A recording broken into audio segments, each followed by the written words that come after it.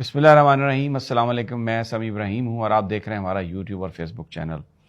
بڑی اہم، میرا خیال ہے کہ 5 سال میں جو یہ صدر عارف علوی صاحب کی صدارت ہے، اس کی اہم ترین خبر میں آج آپ کے ساتھ شیئر کر رہا ہوں اور اس کا بیک گراؤنڈ آپ کو بتاتا ہوں۔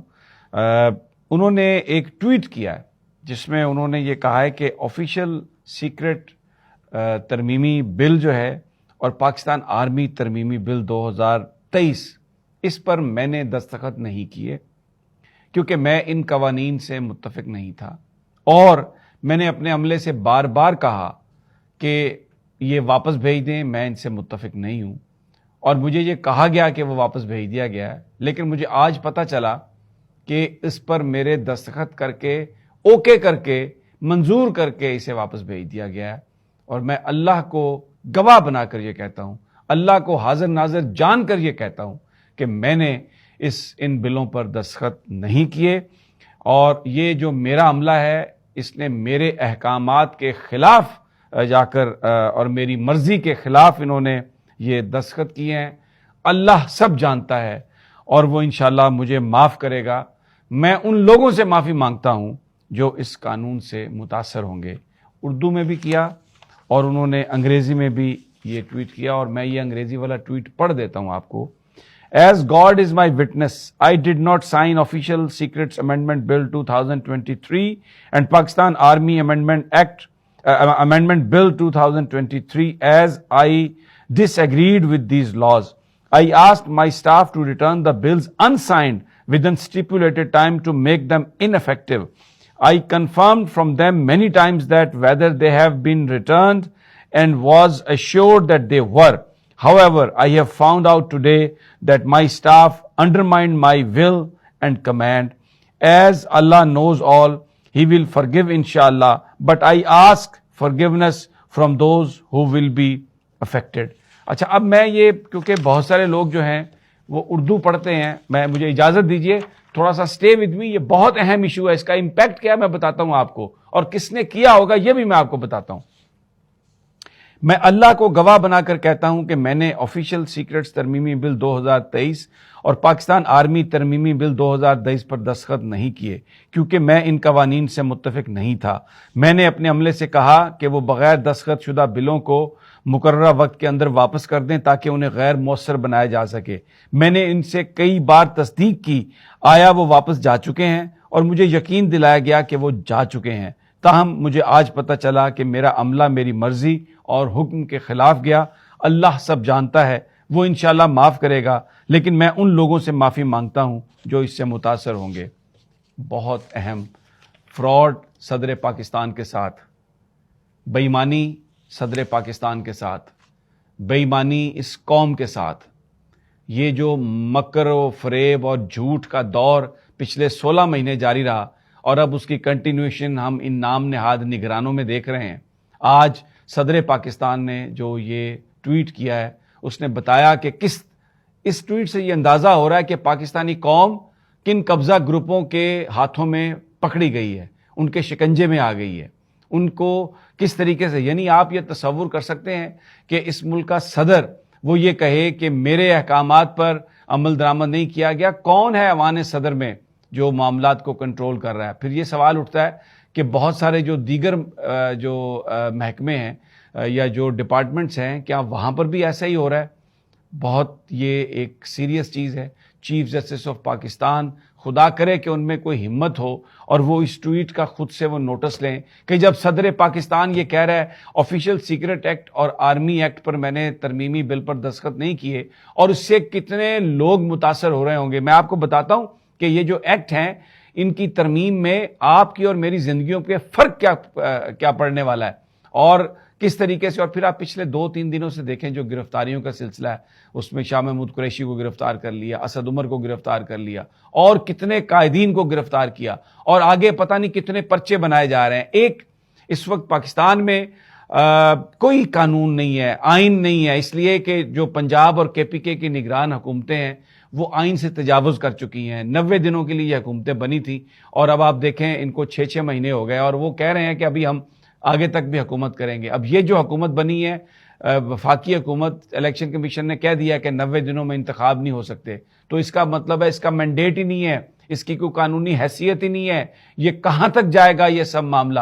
ایک پاکستان میں اس وقت ایک لا لیسنس، ایک اردو میں جسے ہم لا قانونیت، اور ایک میں اگر آپ سے یہ کہوں کہ طاقت کے بل بوتے پر ایک راج ہے اور ایک حکمرانی ہے. اور میں یہاں پر یہ کہوں گا خاص طور پر جو ہمارا پاکستانی ڈائسپورا باہر ہے کہ اس میں آپ کو بتاؤں امریکہ شریک ہے. امریکنز نے یہ آشیرواد دی ہے، انہوں نے یہ کہا ہے جو مجھے سورسز نے بتایا کہ کسی قیمت پر عمران خان کو واپس نہیں آنے دینا چاہیے. یہ آپ کو ساری جو سیاسی جماعتیں کہ جی بعد میں نگران ہمارا یہ نہیں بنا، نگران اس کو بننا چاہیے تھا، یہ میں نے کیا وہ اس نے کیا، یہ ایک فراڈ ہے جو پاکستانی قوم کے ساتھ کیا جا رہا ہے، ایک جھوٹ ہے، سب ملے ہوئے ہیں، سب بک چکے ہیں، امریکہ کے اشاروں پر یہ سب کچھ کر رہے ہیں. تو یہ ایک بڑی سنگین صورتحال ہے، اور یہ الزام لگا رہے ہیں لوگ، یہ میں نہیں کہہ رہا، یہ پاکستان کے پولیٹیشین کہہ رہے ہیں، یہ پاکستان کے ایکٹیوسٹ جو ہیں وہ کہہ رہے ہیں. کل یہاں پر اسلام آباد میں پرسوں ایک وہ جو جلسہ تھا، جلوس تھا، اس میں بھی بہت ساری گرفتاریاں ہوئی. شیریں مزاری صاحبہ کی صاحبزادی ایمان مزاری صاحبہ، لیکن ان کی جو تقریر تھی اس تقریر میں انہوں نے یہ کہا کہ میری ایک ویڈیو بنائی گئی، میری والدہ کو وہ ویڈیو دکھائی گئی، اور اس میں یہ کہا کہ ہم اس ویڈیو کو پبلک کر دیں گے، آپ سیاست سے ریٹائر ہو جائیں. یہ ایمان مزاری صاحبہ نے کہا اپنی تقریر میں، جو انہوں نے یہاں پر ڈی چوک اور یہ اسلام آباد میں جہاں پی ٹی ایم کے وہ جو پشتون تحفظ موومنٹ ہے ان کے جلسوں میں. تو اب اس وقت صورتحال یہ ہے کہ سپریم کورٹ بار، پاکستان بار، وہ سب یہ کہہ چکے ہیں کہ انہیں الیکشن کمیشن کا معاملہ منظور نہیں ہے، جو 90 دنوں میں الیکشن کروانے پڑیں گے. یہ جو سینسز اور یہ جو ساری یہ چیزیں، الیکشن کمیشن 90 دنوں میں الیکشن کرائے، پرانی مردم شماری کے تحت کرائے. یہ بھی ایک سلسلہ چل رہا ہے. لیکن اب یہ کیا ہوگا؟ صدر نے سائن کہا، ایفیڈیوٹ انہوں نے دے دیا قوم کو کہ میں نے یہ سائن نہیں کیے. تو پھر اب اس کی جو ممکنہ پاسبلٹیز ہیں، یا تو سپریم کورٹ میں یہ بات چیلنج ہو، یا سپریم کورٹ از خود اس کا نوٹس ہو اور اس میں صدر مملکت کا ایک ایفیڈیوٹ جائے، جیسا کہ انہوں نے قوم کو بتایا، اللہ کو حاضر ناظر جان کر. یہ ایک بیان حلفی ہے جو انہوں نے دے دیا ہے. اب اس پر ایکٹ کرنا عدالت کا کام ہے، لا انفورسمنٹ کا کام ہے. اور اس بات کی بھی پاسبلٹی ہے کہ صدر مملکت کا جو سٹاف ہے ان کو بھی بلایا جائے. لیکن ظاہر ہے اگر انہوں نے یہ صدر مملکت کی مرضی کے خلاف یہ سائن کیے ہیں تو وہ کیا کہیں گے آگے؟ وہ کہیں گے جی کہ صدر صاحب نے ہمیں کہا تھا کہ آپ یہ سائن کر دیں. صدر یہ بیان حلفی دے رہا ہے، اور صدر کا عہدہ جو ہے، جب وہ صدر ہیں تو وہ نہ عدالت میں بلائے جا سکتے ہیں، نہ ان کے خلاف کارروائی کی جا سکتی ہے، ان کو مکمل استثناء ہے. اور بطور صدر بھی جو انہوں نے کام کیے، ان کی مدت صدارت ختم ہونے کے بعد بھی بطور صدر جو انہوں نے کام کیے وہ عدالت میں چیلنج نہیں کیے جا سکتے، ان کو استثناء حاصل ہے. تو جناب اب پھر کیا ہوگا؟ اب جو یہاں پر اسپیکولیشن ہے کہ ہو سکتا ہے اب صدر مملکت پر کہیں سے یہ دباؤ آئے کہ آپ عہدوں سے استعفیٰ دے دیں، آپ اپنے عہدے سے استعفیٰ دے دیں. ابھی تک کی یہ اطلاعات ہیں کہ صدر مملکت ڈٹے ہوئے ہیں، انہوں نے بالکل اس بات کا تہیہ کر لیا ہے کہ وہ آئین اور قانون کے مطابق سارا کام کریں گے. اور یہ جو ایک فیشزم مسلط کی گئی، تحریک انصاف پر مسلط کی گئی، عمران خان پر مسلط کی گئی، اور پھر یہ آفیشیل سیکرٹ ایکٹ اور ملٹری ترمیمی ایکٹ کے تحت آپ دیکھیں اس میں ہے کیا.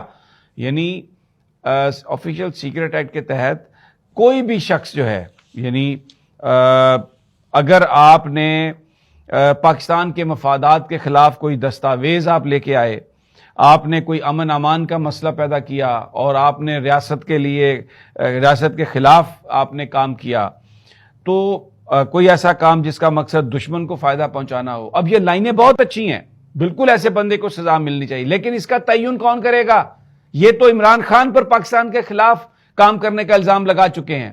یہ تو ہم صحافیوں پر ایف آئی آر جو انہوں نے درج کی اس میں یہ تھا کہ ہم غدار ہیں، ہم پاکستانی مفادات کے خلاف کام کرتے ہیں. تو اس ایکٹ کے تحت پورے وسیع اختیارات دے دیے گئے، اور اس میں 3 سال قید، 10 لاکھ روپے جرمانہ یا دونوں سزائیں اس میں انہوں نے کہا کہ وہ آپ کو ملیں گی. اور پھر آرمی ترمیمی ایکٹ میں بھی یہ کہا گیا کہ فوج کے خلاف نفرت پھیلانے پر 2 سال تک قید اور جرمانہ ہوگا اور سرکاری حیثیت اور اب